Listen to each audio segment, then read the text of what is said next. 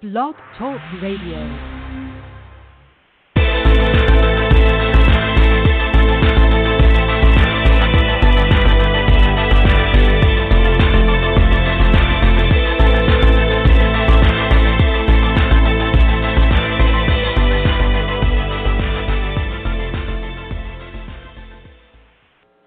Hello and welcome to Virtues of Peace. My name is Hope Elizabeth May. I am joined by Taylor Ackerman. Hello. Michael Buzzy.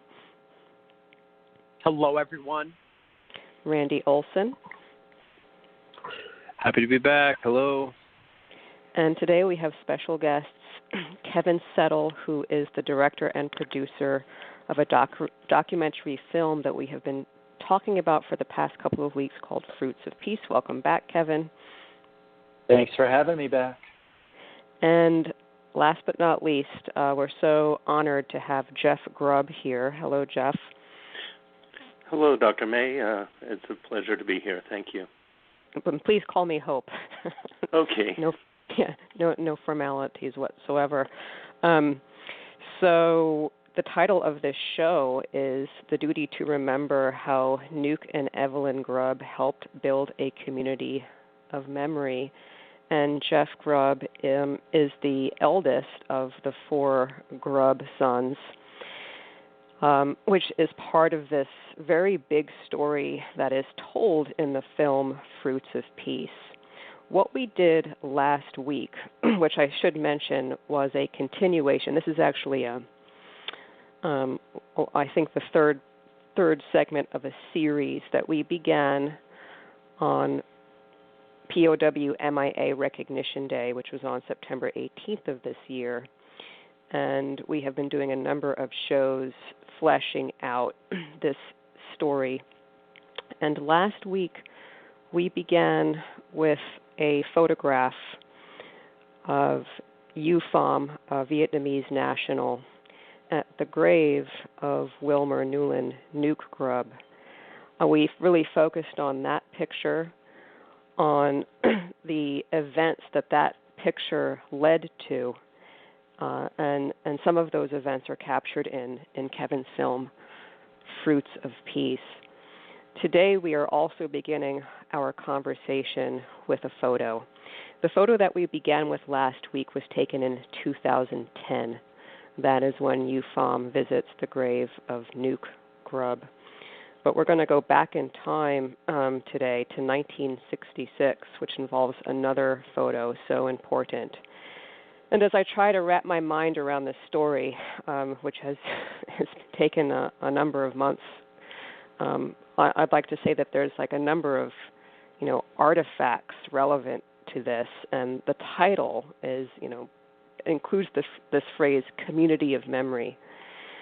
So there's this 2010 photo of U Pham at Newk Grubb's grave. That would be artifact number 1. Artifact number 2, this 1966 photo that we'll be talking about today.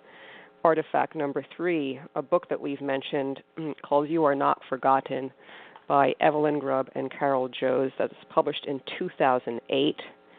And then artifact number 4 would be the Fruits of Peace film. And there's a Facebook page for that film.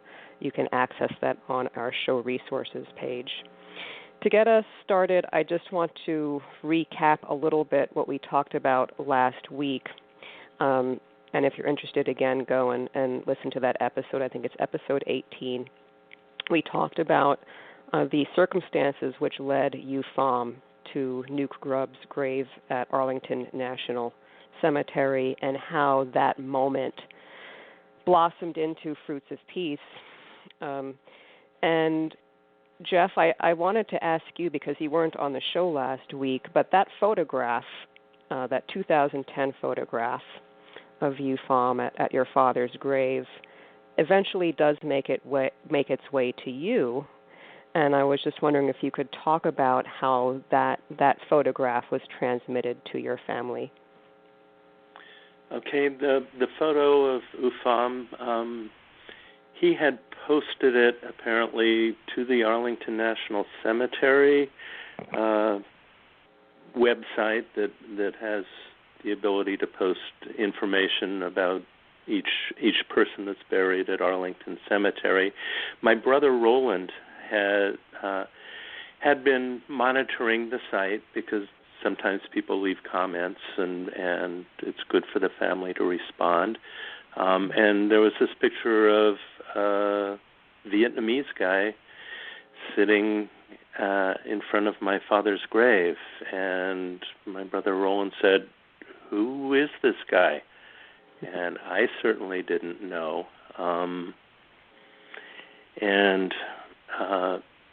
For a few weeks, or at least a few days, where we just didn't know who he was. I brought my other brothers, Van and Roy, into the conversation. None of them knew who he was either. And then we were contacted. I believe it was Kevin that contacted Carol Jost, the co-author with my mother on the You Are Not Forgotten book, and said, "Are you interested in who this guy is?" And then the rest of the story evolved from there. So it was a real turning point of a mysterious connection. So is that in 2010 when Roland finds it on the virtual Vietnam Memorial Wall? Yes. Okay. And so, and Kevin, can you also talk about your version of that story? Sure. As we discussed last week, my co-producer Michael took the photos of UFOM in Washington, D.C., not only the infamous hamburger dinner, but at the Arlington site of the headstone for Newk and Evelyn Grubb, as well as at the Vietnam Memorial Wall. But neither Michael nor myself were aware that UFOM had reached out to the webmaster for the Vietnam Memorial Wall site to have that picture posted in, as Roland depicts in the film. He had stumbled across the picture of UFOM at Newk Grubb's grave at the Arlington Online, and then went to the wall to only find next that UFOM's picture at the wall was on the virtual wall's website. So I can't recall specifically, Hope, if Michael and I talked about it, but I do remember doing the investigative work myself because I was wondering how these pictures got up there, and I sent an email myself to the webmaster saying, "Hey, by the way, I'm working on this project, and I know the families involved." I kept it really broad, and I said, "How did that picture get up there?" And in fact, the webmaster replied almost the very next day in an email and explained to me that who had sent it by name and email address, and sure enough, it was UFOM's email and name. And UFOM had asked the webmaster to post it up there on the virtual wall, unbeknownst to myself and Michael. So, yeah, and as we discussed last week, I think Randy asked the question about whether when this 2010 picture had been taken, was there any real knowledge of the National League of Families, and there wasn't, but the name, like having UFOM visit the grave, and Michael asking, who is this person, and then finding the book by Carol Jost and Evelyn Grub.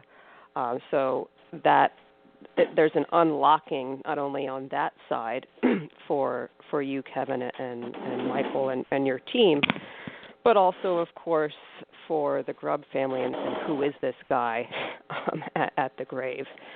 So this gesture is bringing together these different streams of information. Before we move on to the 1966 picture, because we're just sort of still rounding out our conversation about the 2010 photo. I just want to open it up to anybody on the line if they have a question or comment about anything that has been said so far. I'll take a question. Go ahead. Oh, thank you. I have a question for you, Jeff. How did you come to know who Ufam truly was? So you first sort of see him in this 2010 photo, and then was the information, did it sort of come gradually, like bits and pieces of who he was and where he came from, or was it more so relayed through Kevin and his team? I'm really curious as to how, that process unfolded. Yeah, to my recollection, it kind of came through Carol Jose, but it was Kevin who had reached out, and Michael who had reached out to Carol to see if the family would be interested in connecting with Ufam. So thank you. Yeah, and that I can't remember exactly how long after seeing the picture that was. And Randy? Yeah, it was so in 2010 the picture was taken. I went down to Florida to meet Roy Grubb and his older brother Stephen in I think August of 2014. Yeah, I just wanted to make a quick comment about how tremendous a picture can be. Just one photograph set in motion, such an incredible series of events. And I've taken a lot of photos in my life, and I've never once thought I'm going to take this and send it to, suppose I'm at a cemetery. I never would think to send the person responsible for that cemetery, the picture. I've taken pictures of cemeteries. I've never thought to do that. So I just want to briefly touch on the genius of Ufam for doing these things and setting these things into motion, because I don't know, that's some incredible invisible hand stuff as far as I'm concerned. Yeah. Anybody else? So if I recall, when Ufam goes to the cemetery with Michael Chiplock, he has a photo with him. And I gather it is this 1966 photograph with the nurse. If you go to our show resources page, there's actually several different photos of Newk Grubb, but I think this nurse photo is maybe the most notorious. But can either Kevin or Jeff, maybe Kevin, you know this better than Jeff, I'm pretty sure that he does have this photograph when he talks to Michael about going to Arlington. Do you remember that coming up last week? I have a vague recollection of that. Well, only in afterwards do we discover that the photo, is printed in his in Ufam's C4 unit directory, their printed book, unit history book and directory. In fact, when he shows up to meet Michael, there is not that photo. It was just the name. And it's when Michael gets back and gets on the internet does he discover about the photograph. Okay. Well, Ufam had clearly seen this 1966 photograph with the nurse, because as you say, it's published in the unit, the C4, and that was the anti-aircraft unit that Ufam was a member of that is responsible for shooting down Newk Grubb's plane. We're going to talk about that photograph now, and there's so much story connected to that photograph as well. And we're going to start talking about the story involving North Vietnam and the circumstances that even caused Newk to be in that picture. And so, Kevin, can you speak to that? Yeah. So answering when that picture was taken and the specific location is the subject of much debate. I think you'll see that played out not only in Part 1 film, but Part 2. I believe the C4 unit and the Grubb family, however, have narrowed it down a bit to the fact that the picture was taken most likely the day after Newk was shot down. So that would be January 27, 1966. And it is also believed that the location of the primary photo, and when I say primary photos, because there's a series of photos, not only with this leading kind of nurse photo, but others. So there's this primary photo, the nurse tended to Newk Grubb's knee, and the location is, again, we believe to be somewhere close to a tiny village called Song Trak, which is along the Song Song River in the Quang Binh province of northern Vietnam. But we do believe, however, that it's on the other side of the river from where Newk Grubb was captured and where the C4 unit had detained him throughout much of the night, from approximately 5 to 6 p.m. on 26th of January to roughly 4 to 6 a.m. early the next morning. So the events, that's kind of like, now we get into the events that led to Newk Grubb being on the ground. So, in fact, on the morning of January 26, 1966, then Captains Newk Grubb and his wingman, Alan Brunstrom, took off on their sortie mission from Saigon in 2 separate RF-101 jets. They flew up the coast to a city called Ven, which is the capital city of Nha An province. It's about 600 miles north of Saigon. And after covering Ven, again, their mission is reconnaissance. They're taking photographic coverage of areas, targets. It was on their way back down that they turned, let's say, right and headed west along the Song Song River. Their destination was the Song Song ferry crossing, again, at that tiny village called Song Trak, which is a very important strategic crossing as part of the Ho Chi Minh Trail Network, which in Vietnamese is known as the Trong Song. There, at that crossing, the ferry was an intense, or I should say the center of intense bombing throughout the entirety of the war. In fact, there are many stories and text and books about this river crossing and for what's known as the Disappearing River. It's called that because approximately a mile farther downriver or towards Laos, the Song Trak River flows directly into a large cave. And the cave is very cavernous and endless and continues throughout and even through into Laos. It's very important because what the North was able to do is operate the ferry at night, again, to get personnel, material to cross that large river.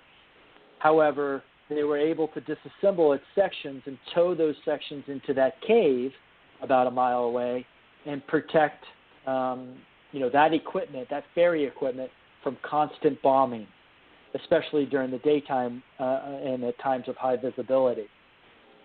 So that is, really what the circumstances are. In terms of the actual shooting down, if you would like me to continue, due to the clouds, both Al Brunstrom and Newk Grubb were flying in what's called combat formation, meaning they were side by side, about 1,000 feet apart. They were going approximately 500 knots, which is roughly 600 miles per hour, and their altitude was roughly 200 feet. Again, the cloud deck was very high, so they had to get below it. And they picked it up, the Song Song River. They were whipping and winding along the river. mindful that some very high, jagged mountain ranges are to their north or to their right at this point. And what they expected to find was some evidence of terrain either being disrupted by the operations of the ferry, such as, material being staged or movement of equipment and trucks, or in fact, equipment being staged to make a crossing.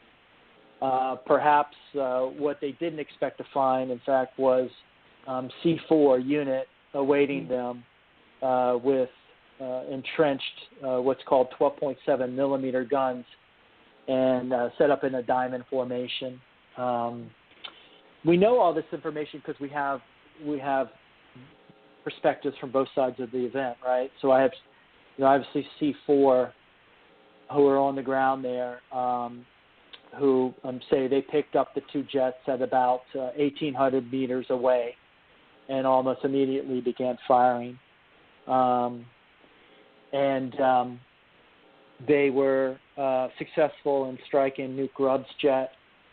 And as Al Bronstrom says, all he heard on the radio was that Newk say he was hit, and Al pulled straight up into the clouds, so not to create any type of strike of debris or the jet. And he had to pull up to about 20,000 feet to clear clouds to try to then circle back and look for the situation, more information. From C4's perspective on the ground, however, Newk's plane broke in half with the tail falling into the river and most of the fuselage continuing on into the mountains of Sungtruk. And they saw Newk Grubb's parachute open up, and they watched Newk Grubb descend into really the saddle of this mountain range, right in the saddle of two precipitous peaks. And then immediately 3 different units set out to seek Newk Grubb out in the mountains. It took them about 3 hours to apprehend him. And then they brought him back down through the mountains, and they brought him to their command post. And then it is that evening of the 26th that Newk Grubb was seen and stayed overnight in not the village of Sungtruk, but a neighboring village along the base of a mountain, where C4, in fact, had been residing sporadically throughout numerous houses and huts along the base of the mountain, not clustered together. So if a bombing attack had come, they wouldn't all been wiped away with one attack.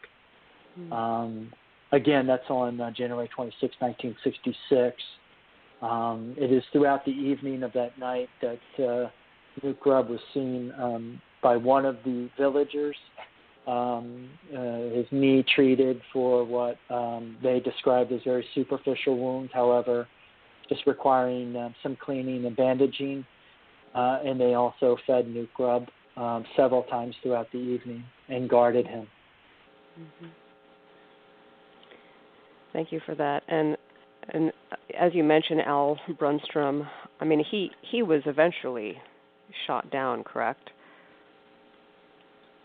Yes, Al Brunstrom was shot down several months later north of Hanoi in an area called Long Song, which is a strategic railroad area, that railroad that was bringing supplies from China to northern Vietnam. Mm-hmm. And Jeff, do you want to add anything to this account? I could just say from my perspective, this was all mysterious because I was 9 years old when my father was shot down. So from my perspective of living in Virginia, I just got word that my father had been shot down. My family was informed at a time when there was a lot of snow on the ground, and my brothers and I all were down with chicken pox. We were informed in the morning by a taxi driver who was bringing a telegram, and my mother opened the door and was informed. Saw the taxi driver, saw that he was carrying a telegram, and instantly knew that it was terrible news about my father. Mm-hmm. So, from our perspective, we just didn't know what mission he was on. We didn't know anything other than that my father was missing in action. Mm-hmm. And the photograph. We'll get to that.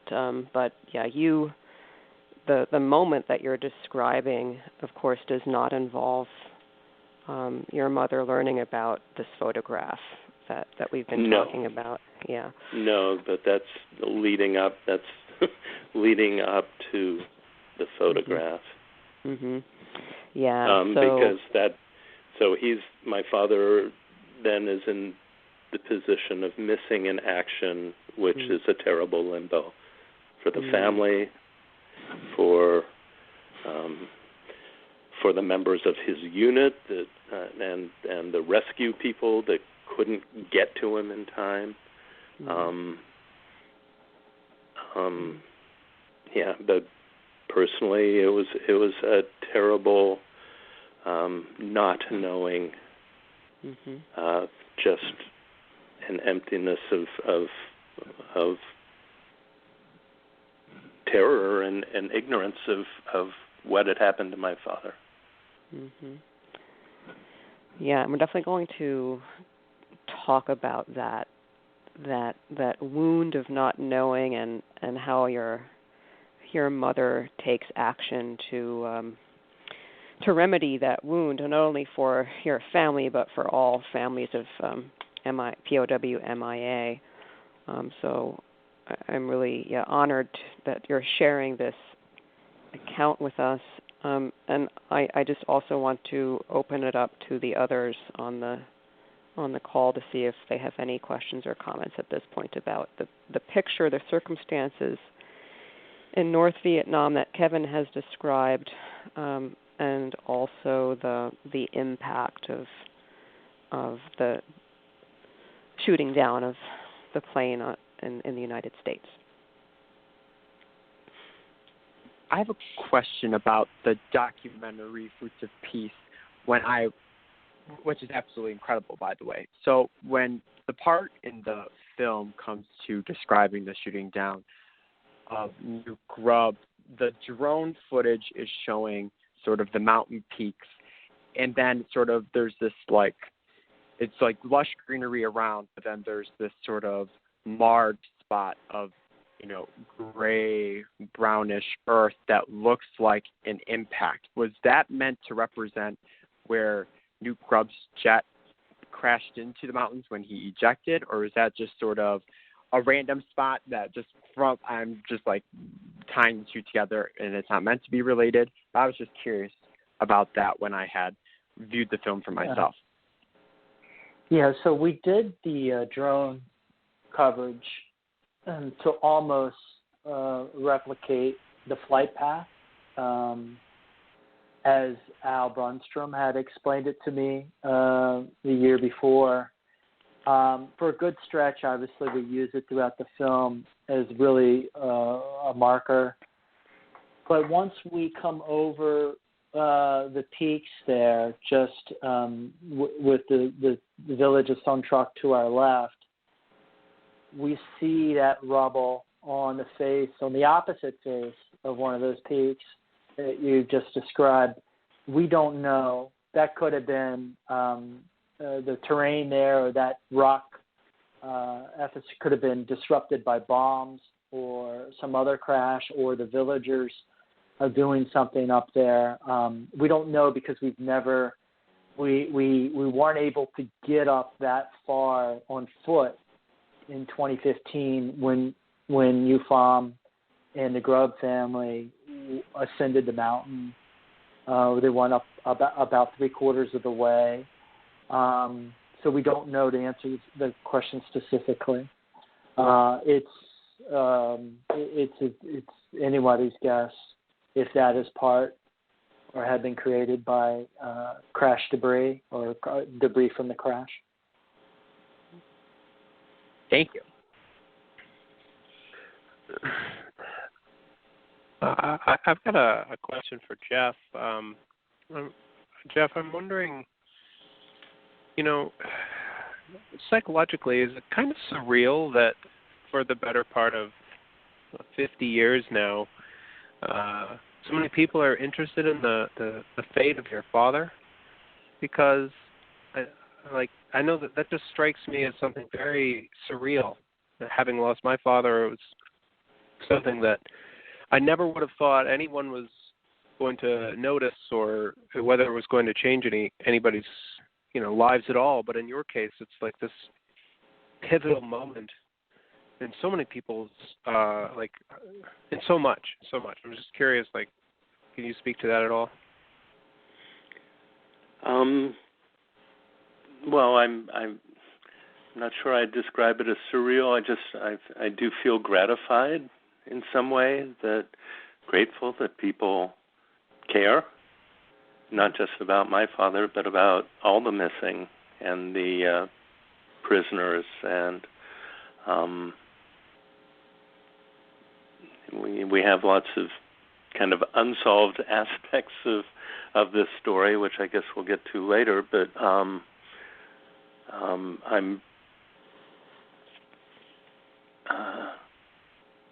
it's just our memories are tied up with emotion and the rigors of trying to put timelines on things and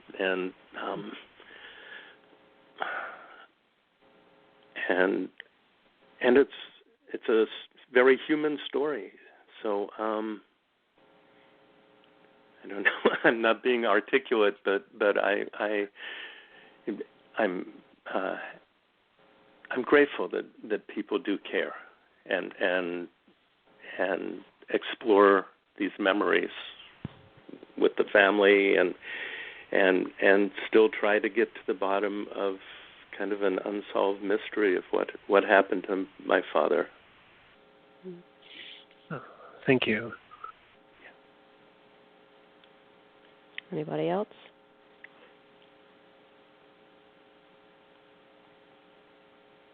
Taylor? I do have one question, and I don't want to jump off topic too much, but when speaking about sort of the pain of the missing in action, not knowing what happened to him, even when you find out someone's been dead, I've done some work with survivors or families who have disappeared, which is very similar. The civilians who've just been disappeared, and they don't know what happened to their family members. There seems to be a desire and a peace to sort of understand what happened, and as you continue to find out more about your father's story, throughout the process with Newk and the documentary, or even before, are you finding that it's given you the answers that you wanted, or is it something that you're still searching more for? And if you could speak a little bit more on that.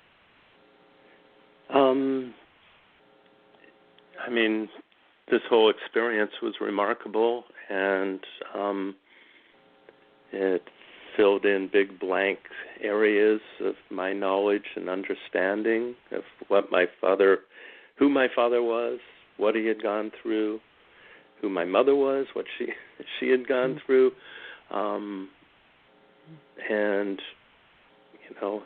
the perspective is constantly changing as I age, because as I have more experience, I can certainly understand much more. But the experience of going to Vietnam and meeting the people who had shot my father down and spending time with them, talking with them, and then visiting the places that my father had been based, the places where he had flown over, the places where he was shot down, and walk on those grounds, and then finally going to North Vietnam and seeing the place where we believed that he died. That, I don't think anything will ever bring closure. I'm not sure that that's possible, but it helps inform and bring a reality to the situation that had up till that point been supposition and guesswork and just impression instead of walking the land and breathing the air in that place.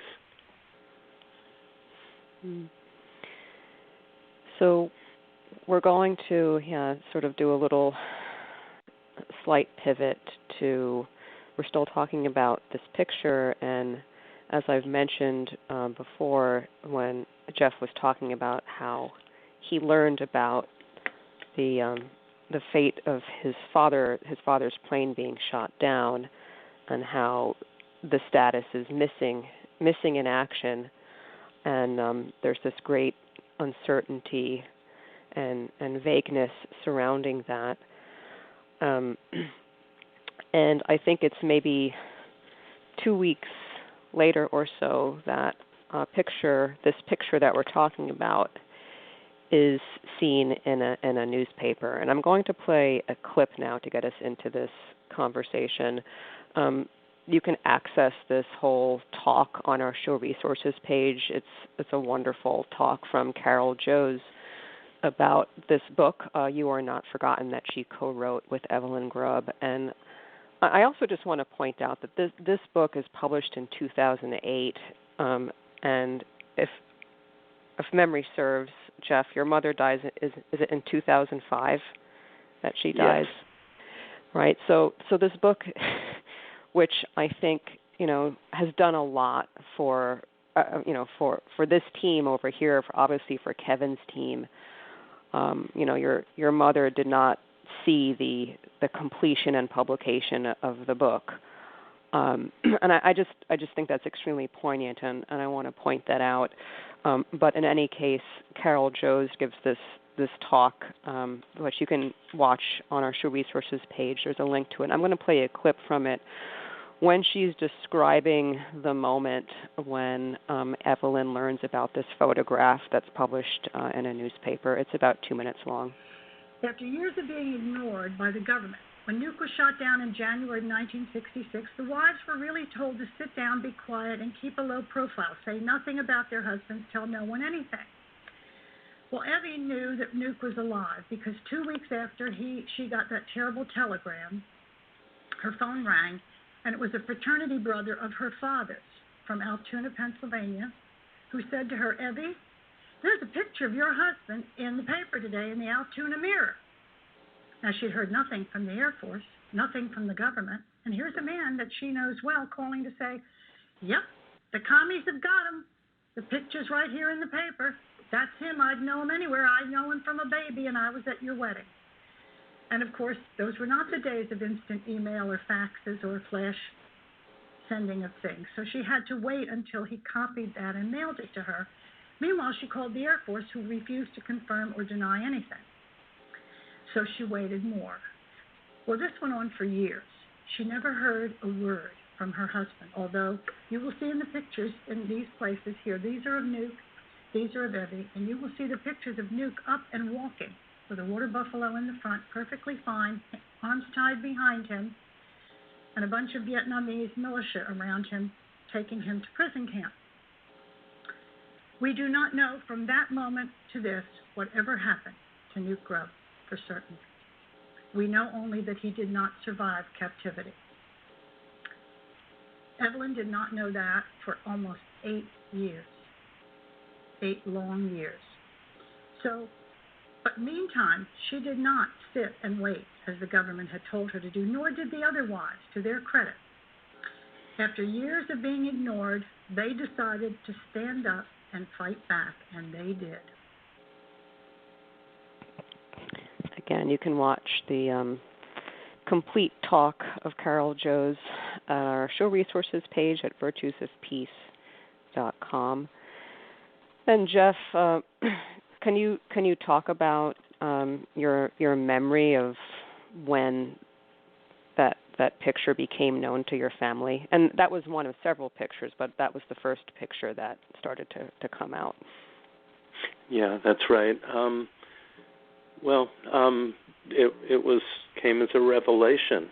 You know, we didn't know if he was alive or dead. You know, knew he only that he was missing, and then there was this proof that he was alive, that he had been captured, and that one picture showed him being treated for a superficial leg wound, and subsequent pictures that came out over several years through various sources did show him up and walking, good posture, upright, no eyes focused, etc. So it showed that my father was alive, and it was great news to us. And so then his status changes from missing to a prisoner of war. Right. I can't remember exactly how long that status change took.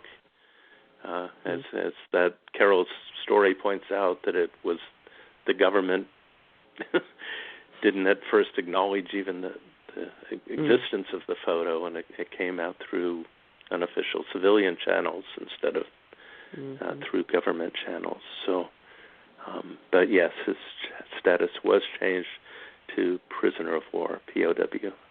Mm-hmm. And Kevin, can you comment on this? Yeah,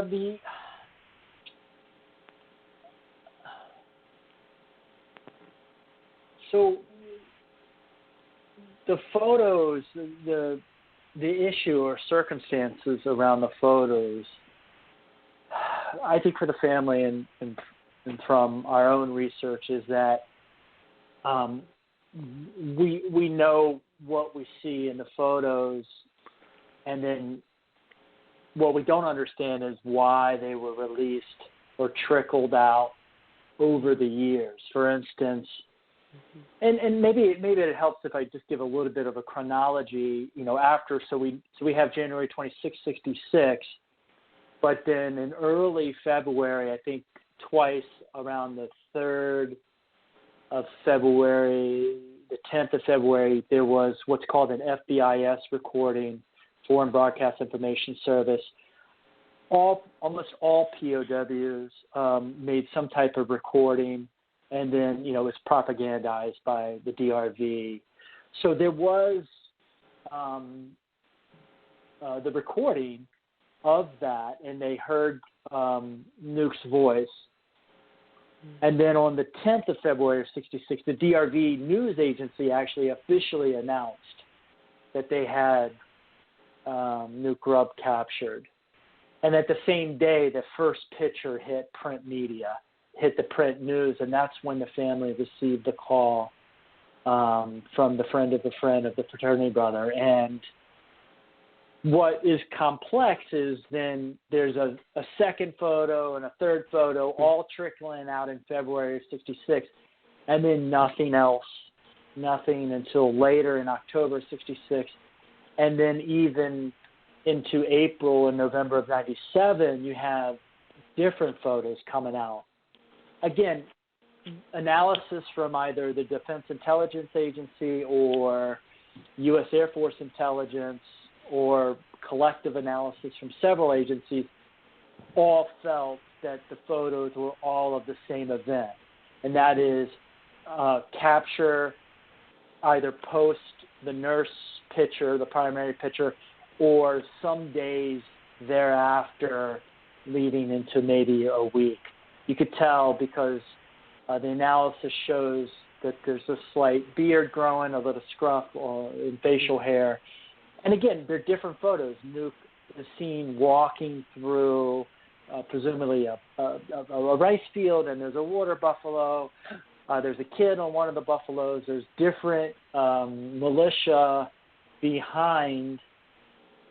I think it's important to note that C4 is in none of those photos. And in fact, as C4 looks through this and does their own investigative work,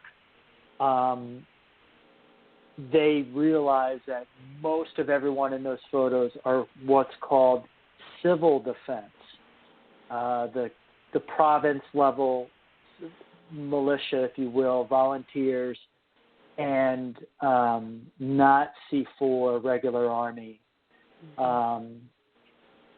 And then that was really it from a photo perspective. At some point, there was a film released called Pilots in Pajamas, a CBS special, or the CBS ran. It was a German-produced special, and it had a picture, one of those pictures in it as well. But I think the consensus is that all the photos were taken from around the same time, if not within a range of a couple of weeks. And Jeff, help me out if I don't have that completely accurate, but that's the feeling that I think C4 and that we found. Yeah, I think that's right, Kevin. And on our show resources page, we don't have all of these photos, but I think we have 4 of them. If you want to, look at them and study them. Any questions from anybody else? Yes. Concerning the photographs released by the North Vietnamese, do you believe that they were released as sort of propaganda to show maybe a humanity-esque side to the North Vietnamese, to sort of show them as, magnanimous warriors in this struggle against the imperialist Americans? Do you think that was sort of the angle they were going for, or did they do it more so for a different purpose? I'm curious about that. I think that's absolutely right, that it was done as propaganda, especially as we learned much later in our family's ordeal that the Vietnamese government said my father had died 9 days after he was captured, and we didn't see any of those pictures until after he had died.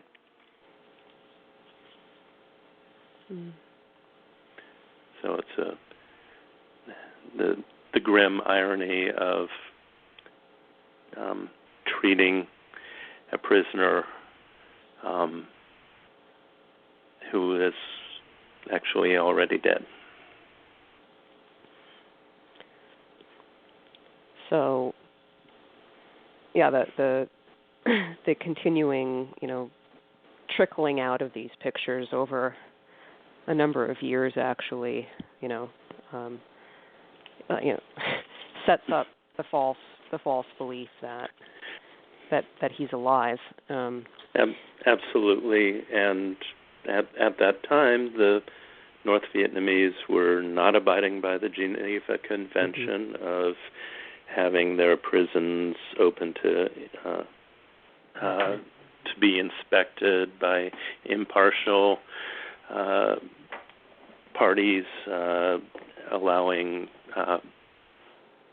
letters back and forth between families and prisoners. And early in the war, they were actually parading prisoners through the streets in gross violation of the Geneva Convention. And then there was no accounting during the war of who had died, no official accounting of who had died. Mm-hmm. Yeah, and this really goes to the work of your mother, Evelyn Grub. And as we begin to talk about what she does, because as the Carol Joe's clip says that,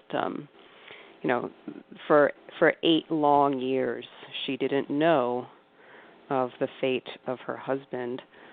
And so this photograph, the first photograph that we've been talking about, it's a turning point in what she does. And Kevin, can you just give a little bit of background about Evelyn Grubb?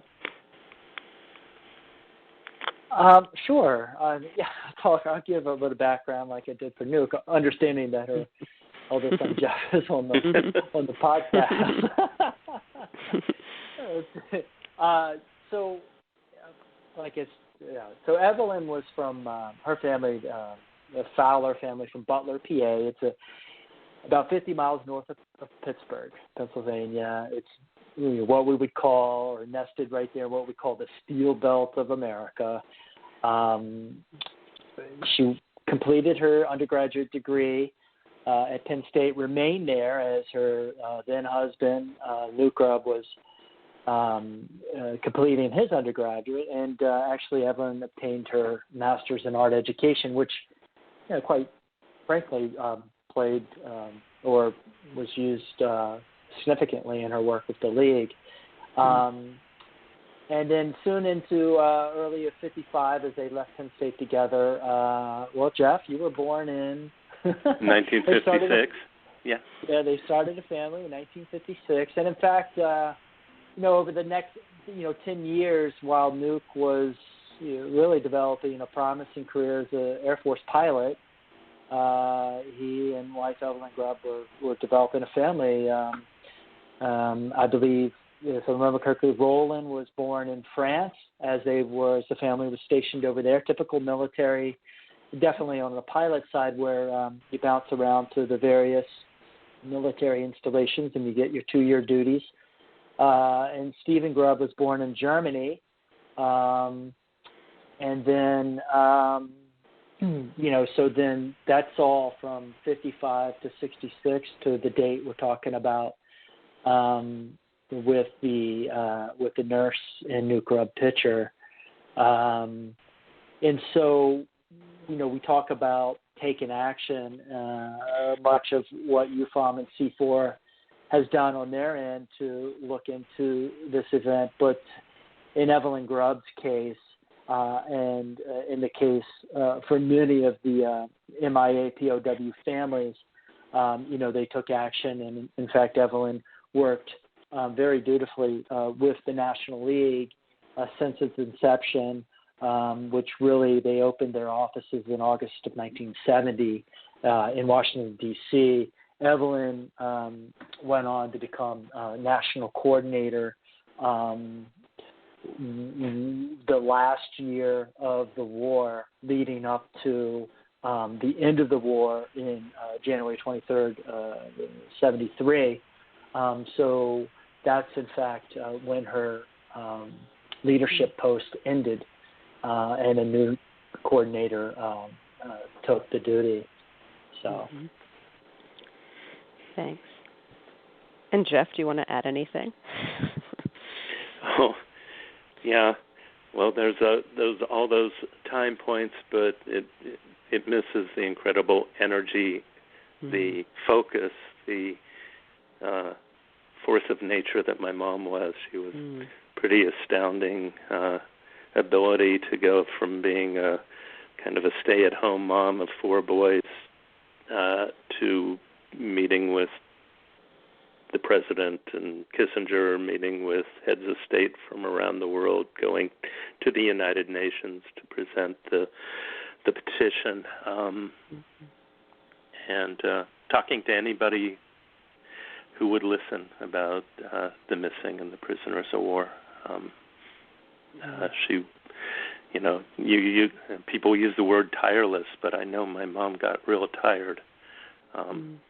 But she did not give up. Mm-hmm. So we've used this phrase on our show many times, and the phrase is moral energy. And as Randy has said in earlier shows, that it cannot be destroyed. That continues to work its magic, and has absolutely reached us. And thanks to the book that was eventually published, I was able to learn about about your mother, and then thanks to your family and Kevyn, was given the high honor to look at her UN petition that we'll briefly mention at the close of the show. But I just want to say I feel that as well, absolutely. Reading the book and then reading the petition, a great person of moral energy, as I think UFOM is as well, and this is a story where you have these two different streams of energy sort of, coming together and having the effects that we're privileged to be a part of. Anybody else? Questions, comments? Okay, so we've talked about Jeff, you talked about how you first learn about your father being shot down. He's missing in action. Then this photograph is seen, and at some point the status is changed from MIA to POW. But you do get some information, although not from, quote, official channels, that he has died. And I believe that's in 1970, and there's Fruits of Peace shows quickly like a screenshot of an article. I think it's the same article that you can read on our show resources page that was read into the congressional record, I think in 1970, and it's titled something like "Communists Inform MIA Wife of Husband's Death in Captivity." And so, Jeff, can you just describe, this information that came to you that your father was in fact dead? Well, the unofficial source was a group called the Committee of Liaison with Families of Servicemen Detained in Vietnam. It was Cora Weiss and David Dillinger, I think. It was in November of 1970, mid-November, that this was a group that was able to go into Vietnam and meet with Vietnamese officials, despite the fact that we were on a wartime footing with the North Vietnamese at that time. And Cora Weiss announced that that the North Vietnamese had released the names of several American service members who had died in captivity, and my father's name was on the list.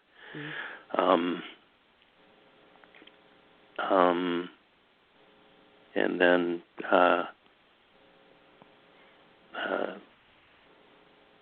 so I can't remember exactly how we got that news, but it came at a time when my grandparents were down from Philadelphia. My mother's mother also lived close by. It was leading up towards Thanksgiving, so it was a family gathering that the phone call came, and it was followed up by a casualty officer from from the local military base, confirming that this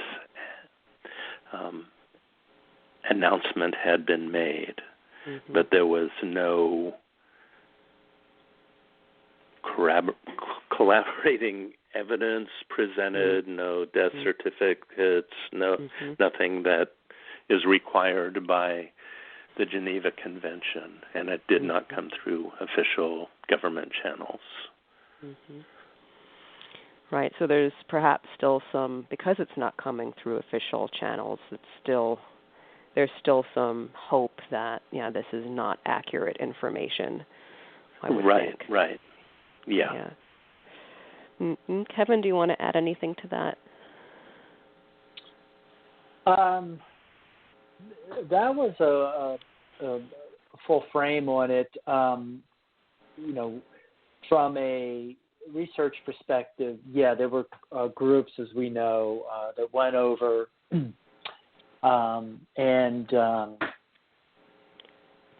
worked with the Vietnamese to have certain, I think, in fact, early there were 2 releases of groups of POWs. Often it was highly propagandized. In fact, in one instance, American POWs with Colafam, Cora Weiss's group, was flown from Hanoi to Beijing to Moscow to the Netherlands. So you can imagine 1970s. That's that's quite the connect and flight through known communist countries' capitals, and in fact,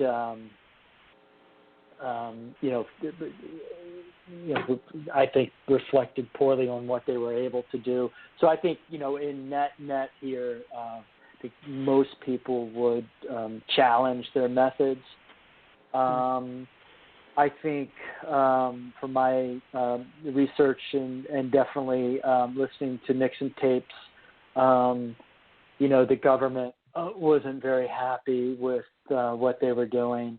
And I think, not only in Evelyn's book, but in other texts written from MIA, or primarily with the subject POW families, there was some divide on, I think for the individual family perspective, those POWs who were being released, the families were excited and probably just, didn't really take into consideration the methodology. I think it was a very divisive moment in this subject. So, yeah. Okay. Anybody have questions, comments? Yeah. Well, I just might add that after getting that news in mid-November, my mom did call a press conference in Richmond, Virginia, to say that she would not accept the news that my father was dead until it was submitted according to the articles of the Geneva Convention. Mm-hmm. Yeah, and I think that story is described in the article that we have on our show resources page, and it's also shortly thereafter that this unofficial information comes that the petition to the UN is dated June 7th, 1971. I'm not sure when she began working on that, and whether she was working on that before this unofficial information came. But I just want to read a quote from that where she says, "I am determined to put aside my grief, to dry my tears, to turn from bitterness and self-pity and begin a journey, a mission to force all countries to recognize and adhere to the Geneva Convention, which will ultimately benefit 1,600 missing men." This is described in the book a little bit about, your mother's advocacy for getting countries to respect their legal obligations under the Third Geneva Convention. And that sort of really impacted me, hearing that advocacy. And so I just want to point that out, that the response here is to get governments to respect their duties under international law regarding this, and sort of waking up the international community to put pressure on North Vietnam to comply with its duties. I just leave it open to anyone to comment on that. Yeah, I'll jump in. One of the things that strikes me is, Evelyn is unwilling to accept the news until it comes from an official source, and that unwillingness expands all the way into, and correct me if I'm wrong, but as I understand it, the whole intention of the POW-MIA flag is to resolve the fate of prisoners of war in the most complete way possible. And so her unwillingness to accept this information haphazardly, like it's not official, it needs to actually come through the channel that's designed for this kind of information to move through. Otherwise, it's not acceptable. It's like it expands all the way into this symbol. And, you know, on this show we have a tendency to appreciate flags as this physical symbol of memory. And I can't help but point out that I know that my first experience with this story began seeing the flag. I was like, okay, what is this? Why is this in the nation's capital? Like, what is going on here? And sure enough, like over the next few years, like that symbol has brought the whole story into my consciousness. And so, yeah, I just wanted to, I guess, point all that out. And well, am I understanding the symbol? Well, I don't know if it's to resolve it more than it is to bring it into the forefront, right? The subject and subjects at hand, or that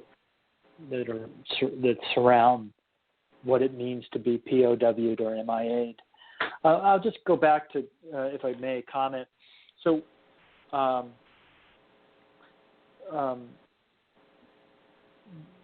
there was more activity around the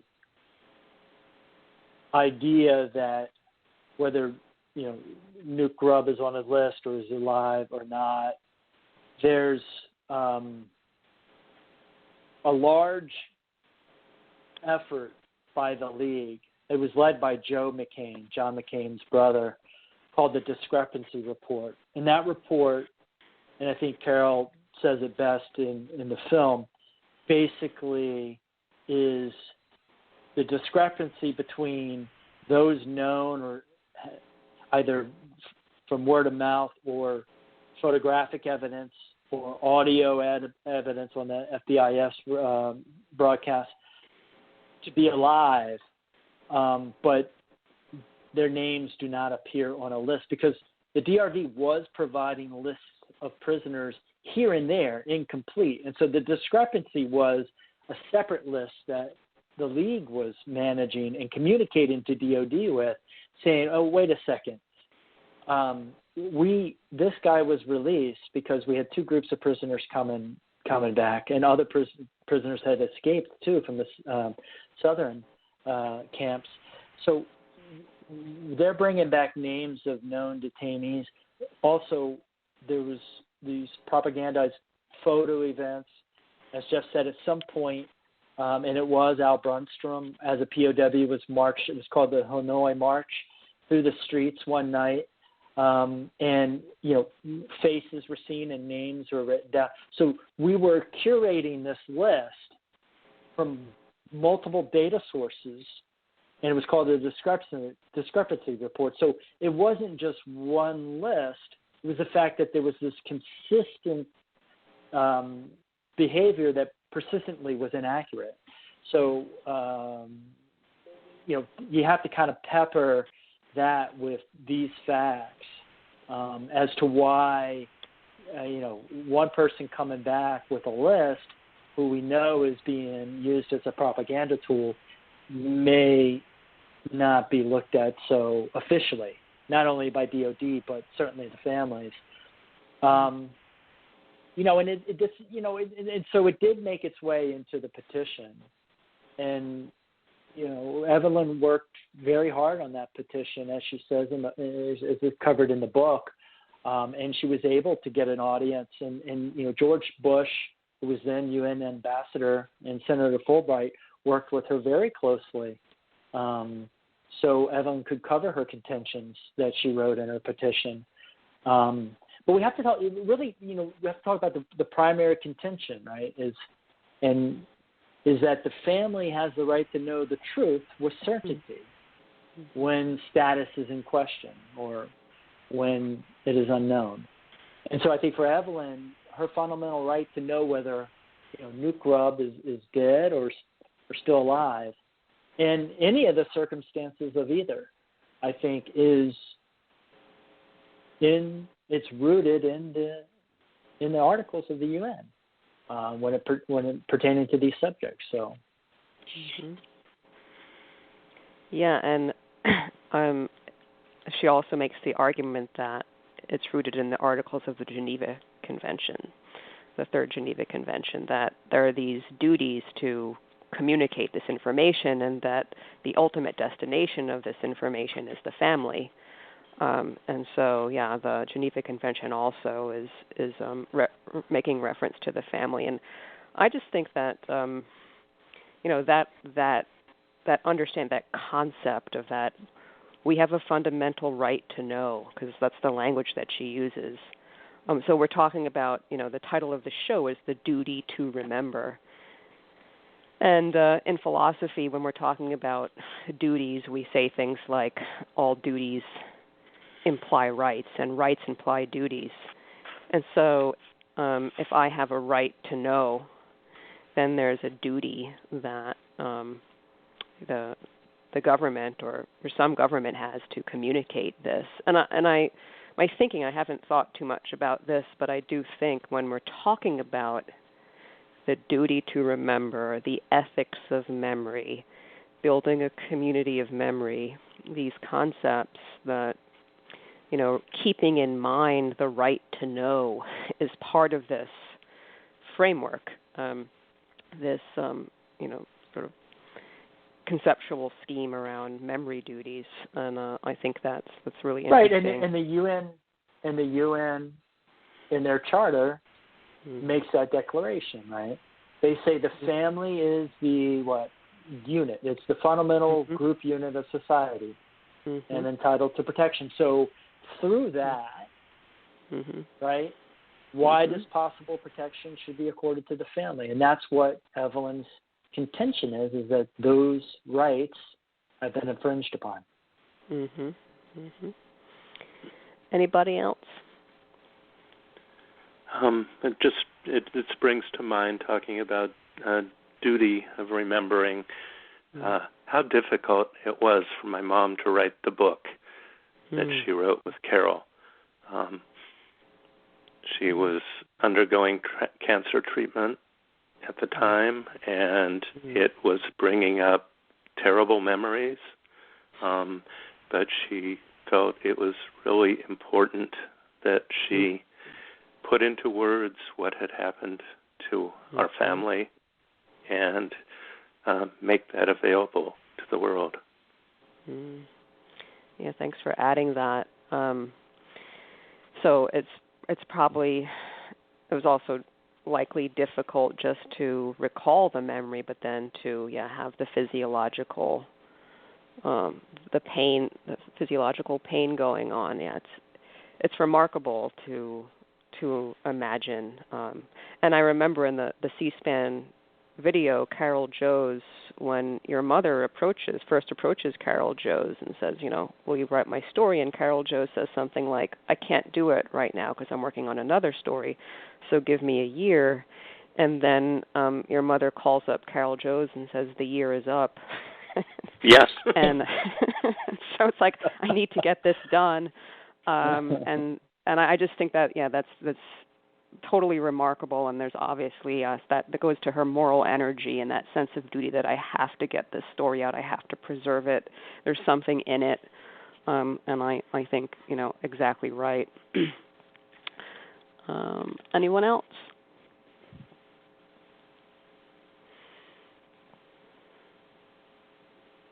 Well, I just want to express and double down, I guess, on gratitude for both of you being here and, including us as part of this story, because, I said at the end of last week, and I'll say again this week, that, this story has been a portal through which basically all of my understanding about the Vietnam War has funneled through. And it's really made a good, like a foundation block for my understanding about, like, the relationship between government and military when it comes to prisoners of war. And, like, basically that entire story is built upon the memory of your family. So thank you, Jeff, in particular, for enduring that, but then Kevyn for bringing it out in a film that makes it comprehensible for somebody like me who knew basically nothing until watching the film. So thank you both very much.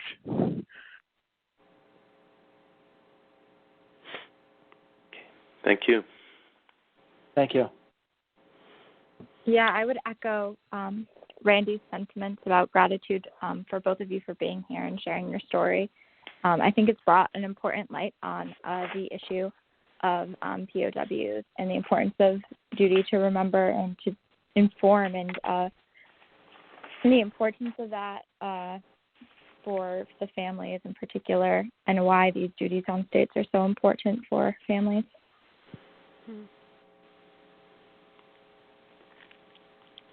Anybody else? As I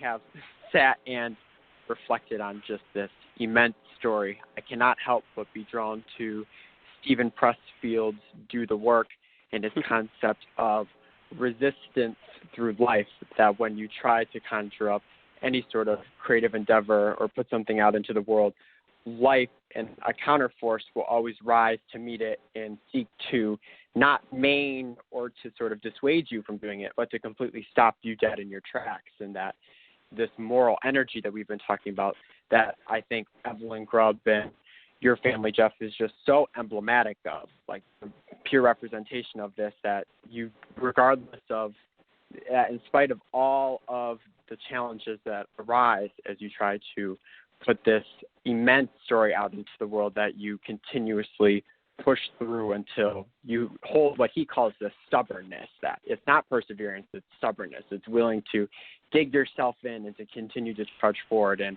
I have just been, as I've echoed this sentiment many times, I'm so immensely grateful to have come to know this story, and it has truly embedded itself into who I am as an individual, and it is something I lean on as I seek to conjure up and fortify my own moral energy as I persist on through my endeavors in education and endeavors elsewhere. So I'm very much grateful. Thank you both. Thank you. Thank you. Well, I think it is a natural place to end. We've been going for over an hour, and I of course echo all the sentiments, and absolutely just hearing the details in Carol Joe's book about the moral energy, this sentence that I read, I'm determined, I'm going to read it again, I'm determined to put aside my grief, dry my tears, and turn from bitterness and self-pity and begin a journey. Just that act, that intention, that decision is extremely powerful, and it's an extremely powerful resource to call on. I'll close by mentioning Marcus Aurelius and his Meditations. The opening chapters, he begins by remembering all of the people that he learned things from, and this is done so that he begins his day with sort of like in the front of his mind all of the lessons that he has learned. And like for me, in moments of difficulty, I absolutely call on your mother's story, Jeff. I just want to also just point out, because it's brought out in Carol Joe's talk a little bit, and we brought it out a little bit last week, but just the kind of loneliness that she had to endure, because in Carol Joe's talk, I think she says, because of the gender roles of the time, for your mother to be doing something like this, even was questioned by your grandmother, and you shouldn't be doing something like this, and this is not what a, quote, woman does. And so there's a kind of loneliness that she had to endure in doing this, and she's just sort of listening to her deep self, and I just, applaud that. Do you remember that, Jeff? The sort of... Yeah. She stayed faithful to my father, and it was a lonely road. Mm-hmm. I mean, banding together with the other wives and family members, provided some community, but it was definitely a lonely road. Mm-hmm. So, I feel that, I see that, and I just want to mark that as well, that's the kind of thing that is involved here, and I just think that deserves immense respect. We will close it out here, and there's a lot of food for thought. We didn't get to some of the other bits in today's show, including, Jeff, you talked about your journey, the pilgrimage that you took to Vietnam, which I think, deserves to be discussed in detail. So perhaps we can come back in a couple of weeks and talk about that. Thank you both so much, Kevyn and Jeff and the rest of the crew. I'm going to say goodbye now, and that you have been listening to Virtues of Peace. Check out the show resources page on our website, virtuesofpeace.com. Bye-bye. Thank you. Thank you.